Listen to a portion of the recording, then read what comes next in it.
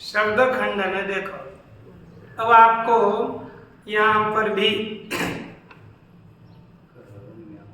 क्या पता चलेगा? करण होगा, व्यापार होगा, और जैसे हमेशा हम शब्द सुनते हैं ना, नहीं सुनते? कहाँ सुनते? सुनते हो? आप जो बोलते हो तो सुनते हैं। हाँ, बस सुनते हैं, सुनते नहीं है, सुनते नहीं है, आप बोलते हो इसलिए सुनाई देता है ना? ऐसे क्या किया जाए? आप जो लक्ष्य ना लगाएंगे हम तो हमारा कार्य कहते सुना। देखो देखो, ये क्या है ना, पर यहाँ पर शब्द का सुनाई देना, जबरदस्ती हो या कैसा भी हो, है ना, सुनाई देना, ये क्या चीज है? पद ज्ञान। पदों का जो ज्ञान होता है वही करण है। इसके बाद हमें पद के ज्ञान के बाद अर्थ का स्मरण होता है। घट हो ये कहने के बाद तुरंत मन की मन में घट की उपस्थिति हो जाती है, उसको स्मरण कहेंगे। फिर उसके बाद शब्द बोध हो जाता है, अयम घटः इत्यादि। तो पहले कान से शब्द को सुन लेना, शब्द का ज्ञान होना, यह करण है। फिर उस शब्द के अर्थ की स्मृति होना अलग अलग, वो व्यापार है। और जो अलग जिन जिन अर्थों का स्मरण हुआ था उनका एक विशिष्ट ज्ञान होना, यही क्या है? शब्द बोध है, फल है, प्रमा है। शब्द बोध प्रकारम दर्शयति, क्या दिखा रहा है? शब्द बोध के प्रकार को दिखाते हैं। पदज्ञानम तो करणम, पदज्ञानम तो करणम, द्वारम तत्र पदार्थधीः, द्वारम तत्र पदार्थधीः, शब्दबोध फलं तत्र, शब्दबोध फलं तत्र, शक्तिदेश कारिणी, शक्तिदेश कारिणी। क्या कहते हैं? पदज्ञानम तु करणम। परंतु पदज्ञान क्या चीज है? करण है। तत्र पदार्थधि द्वारा, उसमें पदार्थ बुद्धि, ये क्या है? व्यापार। द्वार है, द्वार माने व्यापार है। पद ज्ञान, अब पद ज्ञान कान से सुनना है ऐसा नहीं है, पद का ज्ञान होना है। अब जैसे मुंह के है कोई आदमी, जैसे क्या है, हाँ देखा क्या उसका गंध है, देखा, हाँ ये पदार्थ है, कठिन है, इसको क्या कहते हैं? मुलायम। हाँ? बैल, सिंह, सिंह, सिंह, आ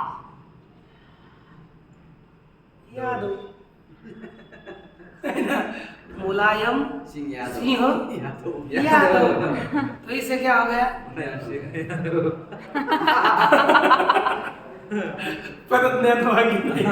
इस तरह से सुनकर नहीं, क्रिया से भी पदों का ज्ञान हो जाता है। इसलिए पद ज्ञान करण बताया, पद श्रवण नहीं, ये आपको बताना। अर्थात क्रियाओं से भी, क्योंकि हमने एक बार समाचार सुना था और मुख बधिरों का समाचार था, यहाँ मुलायम सिंह यादव ने, मैंने क्या किया, तो आजकल मुलायम है सिंह यादव, मैं देखकर वो ध्यान में रख गया मुलायम। तो इस तरह से ये क्या होता है ना, खोना हमके क्रियाओं से भी पदों का ज्ञान होता है क्या? हाँ? नहीं तो फिर कुछ तो बोला होता है तो बोलना चाहिए कम से कम। पद का ज्ञान होता है ना, इसलिए पद ज्ञान हम तो कर रहे हो। पदार्थ भी माने पदार्थ की उपस्थिति क्या चीज है? द्वार, व्यापार। वही व्यापार, द्वार माने व्यापार। और शाब्द बोध फलम, शाब्द बोध क्या हो गया? फल। अब एक रह गया शक्ति ज्ञान, पद और पदार्थ के शक्ति का ज्ञान हमें चाहिए। तो शक्ति ज्ञान क्या हो गया? शक्ति भी सहकारिणी। शक्ति ज्ञान कैसा है? सहकारी। सहकारी है, ठीक है ना?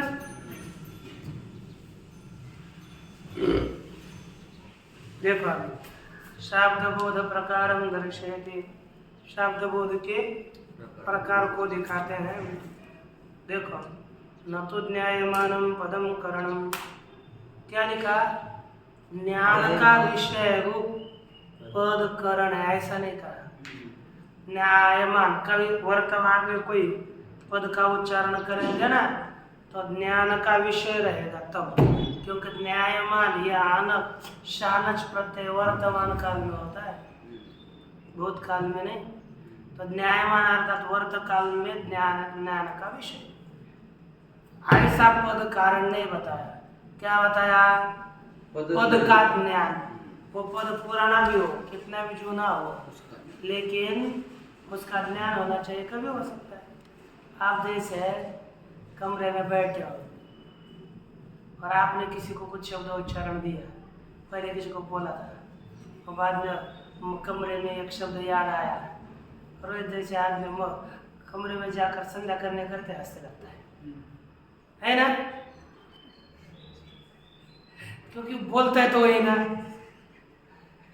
बोलता है बहुत, और एक दूसरे को बोलने के बाद वो शब्द मैंने इसको कैसे नीचे लिखाया, तो बोलने के बाद फिर बाद में स्मरण होगा तो क्या होगा? हाँ, मन में आता है। तो उसको क्या कहते हैं? पद ज्ञान हो गया। वो पद न्यायमान पद नहीं, जब बोले थे तब न्यायमान था, और बाद में स्मरण करे उसको क्या कहते हैं? पद का ज्ञान हो गया। समझ में आ गया ना? तुझे समझ में आ गया ना? हाँ, उतना कम से कम आना चाहिए। फिर ऐसा बताने के बाद भी नहीं आएगा तो कैसा होगा? हाँ देखो,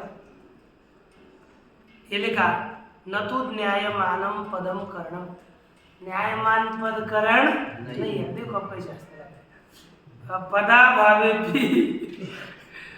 भावे भी मौनी श्लोकादव शाब्द बोधा। देखो मौनी श्लोक होता है, मौनी है ना? या न्यायमान पद किसको कहते हैं जानते हो?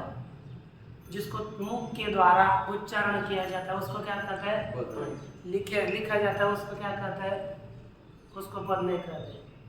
ये तो लिपि है, लिखी जाती है वो लिपि है, और उच्चारण होने के बाद जो शब्द बनकर उच्चारण किया जाता है सुनते हैं हम, उसको कहते हैं पद।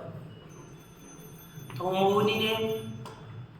मौनी आदमी ने श्लोक लिखा और उसको उसके अक्षरों को किसी ने पढ़ लिया इसलिए, तो भी हमें क्या हो जाता है? शाब्द बोध हो जाता है। वहाँ पर पद न्यायमान पद था क्या? नहीं था, लेकिन उस अक्षर लिपि को पढ़ करके पद का ज्ञान बुद्धि में हुआ कि नहीं? हाँ, पद का तो ज्ञान हुआ लेकिन न्यायमान पद नहीं था। इसलिए कहा पदा भावे भी मौनी श्लोकादव शाब्द बोध होता है, क्योंकि वह उसमें पद ज्ञान है इसलिए। अब तो हमें ये जो ग्रंथकार है ना, इसने कब लिखा था क्या लिखा था पता नहीं, लेकिन आप न्यायमान पद नहीं है लेकिन पद ज्ञान है। पदार्थ दी अर्थात पदजन्य पदार्थ स्मरण व्यापार हो। पदजन्य पदार्थ का ज्ञान क्या है? व्यापार है। अन्यथा पद ज्ञानवतः प्रत्यक्षादिना पदार्थोपस्थित अपि, कहते पद ज्ञान वाले पुरुष को प्रत्यक्ष आदि प्रमाण से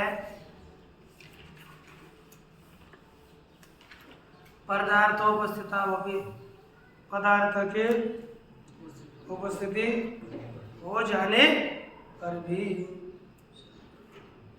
शाब्द बोधा करते हैं। शाब्द बोध की आपत्ति होने से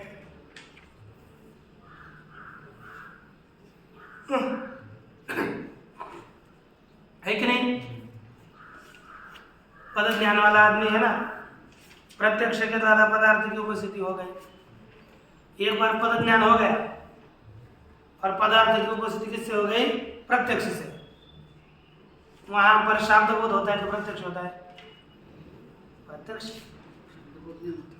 प्रत्यक्ष होता है। पद का ज्ञान है, मुझे पता है घट पद क्या है, पद का ज्ञान है, लेकिन उसके द्वारा पदार्थ की उपस्थिति नहीं हुई, पदार्थ की उपस्थिति नहीं हुई, और आपने घट आगे देखा है, तो वहां होगा प्रत्यक्ष। वहां क्या होगा?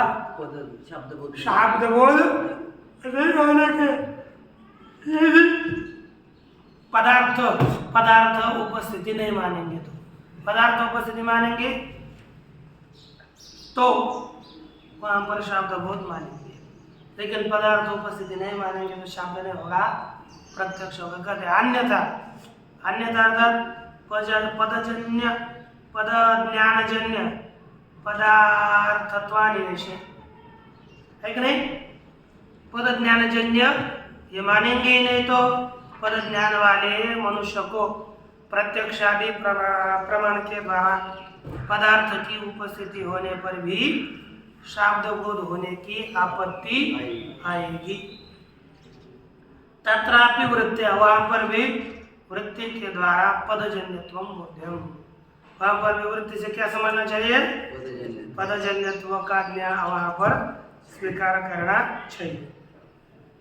अन्यथा घटादि पदार्थ समवाय संबंधेन आकाश स्मरणे जाते, घटादि पद के द्वारा समवाय संबंध से आकाश का स्मरण उत्पन्न होने पर आकाश की भी शब्द बोध का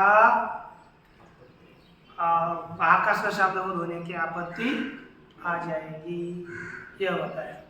इसलिए हमें किसी की पद से किसी के शब्द बोध की आपत्ति ना आवे, इसलिए कुछ शक्ति हमें माननी पड़ेगी, और वो कौन कौन सी है, उसका लक्षण क्या है, इसका सब विचार हम कर लेते हैं। ओम पूर्णमदः पूर्णमिदं पूर्णात् पूर्णमुदच्यते पूर्णस्य पूर्णमादाय पूर्णमेवावशिष्यते। ओम